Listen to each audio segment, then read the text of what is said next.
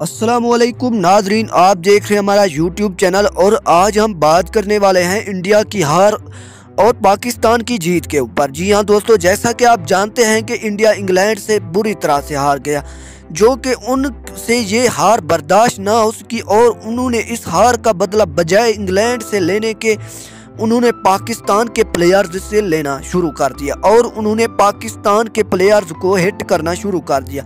जी हाँ दोस्तों, आज हम जिस बारे में बात करने वाले हैं वो टॉपिक कुछ ऐसा ही है। आज हम बात करने वाले हैं कि किस तरह इंडियन मीडिया या फिर इंडिया के लोग किस तरह मोहम्मद रिजवान को मोटिवेट करने की कोशिश कर रहे हैं ताकि मोहम्मद रिजवान आने वाले मैच में अच्छी तरह से परफॉर्म ना कर सके। सबसे बड़ी वजह यह है कि मोहम्मद रिजवान का जब भी नमाज का टाइम होता है तो वो मैदान में नमाज पढ़ना शुरू हो जाते हैं, जो जिससे हिंदुओं को ये बात पसंद ना आई और उन्होंने इंडियन मीडिया पर तरह तरह के रिएक्शन देना शुरू कर दिए। इंडियन मीडिया इस तरह से चिल्ला रहा है जिस तरह मोहम्मद रिजवान किसी मैदान में नहीं बल्कि हिंदुओं के मंदिर के अंदर चले गए हों और वहाँ पर नमाज पढ़ना शुरू कर दिए।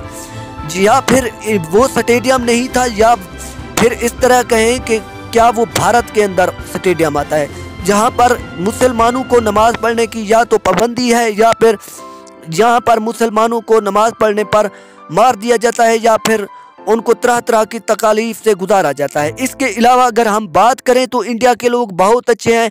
उन्होंने पाकिस्तानी क्रिकेटर्स हो या फिर पाकिस्तानी शायकीन हो, उन्होंने एक दूसरे को बहुत ज़्यादा सपोर्ट किया है, लेकिन इंडिया मीडिया जो है वो आजकल जहर उगलता रहता है। जी हाँ दोस्तों, आज हम जिस बारे में बात कर रहे हैं वो है मोहम्मद रिजवान के ऊपर मजहबी हमले। जी हाँ दोस्तों, जब भी इनका दिल करता है वो मजहबी हमले स्टार्ट करना शुरू कर देते हैं। इसके अलावा आईसीसी ने अगर मोहम्मद रिजवान को रोका होता कि आप मैदान के अंदर नमाज नहीं पढ़ सकते तो क्या वो नमाज पढ़ते? जी हाँ दोस्तों, बिल्कुल भी नहीं पढ़ते, क्योंकि वहाँ पर तो पाबंदी हो जाती।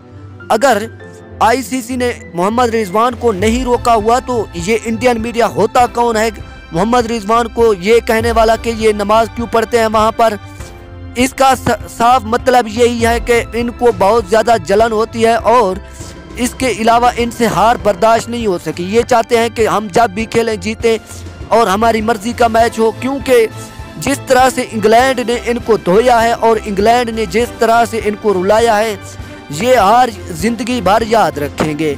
और जिस तरह से इनके फैंस ने इनको ट्रोल किया है ये देखने के काबिल है। जी हाँ दोस्तों, इंडिया का मीडिया चाहे जो भी बात कर ले, इंडिया के अपने ही लोग इसे नहीं छोड़ते और गोदी मीडिया के नाम से इसे याद करते हैं और इंडियन मीडिया की तो मुंह पर ही धुलाई कर देते हैं। ये इंडियन मीडिया होता कौन है? मोहम्मद रिजवान पर बात करने वाला और चीखने चिल्लाने वाला।